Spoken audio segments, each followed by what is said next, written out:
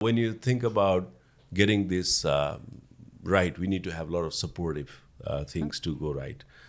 Survival doesn't alone happen with a romance, So you got to have a work, you need to have a purpose, and you need to have a, beautiful things to look forward to every day. And suddenly there was this issue with you, like your non-stop healthcare spirals, like, they're coming.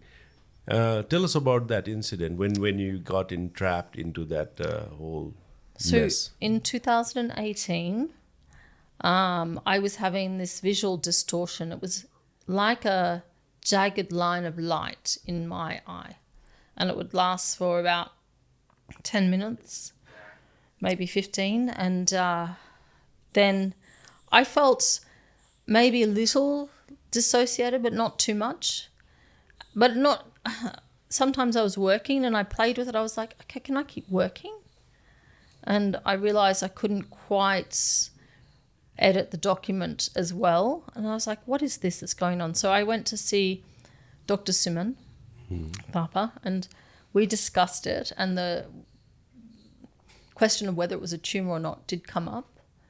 And he said there will be other symptoms if it is. And so I can remember when I went away from that thinking there's no other symptoms, and who has a brain tumor? It's so unlikely. I'm not going to think about that. But I didn't put together all the symptoms, because the other symptom I was having was loss of hearing in my right ear. And I just had a cold, so I thought that my ear was blocked from the congestion. And I was also having headaches. I was waking up at 3 a.m. with a headache, but I had hurt my neck in yoga. Oh. So I thought the headache was from that, and I thought I should go get a scan and find out what's going on with that. But it was kind of manageable. If I got up and walked around, it eased. It was gone.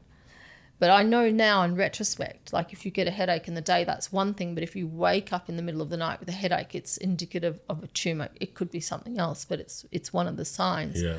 So I didn't link all the symptoms, although Dr. Suman told me, look out for other symptoms. I didn't put it all together. So in March of 2018, my father passed, so I went back to Australia. And while I was there, I went to my GP and said, I'm having this hearing loss. And he sent me to a hearing specialist. And in Australia, all healthcare is pretty much free.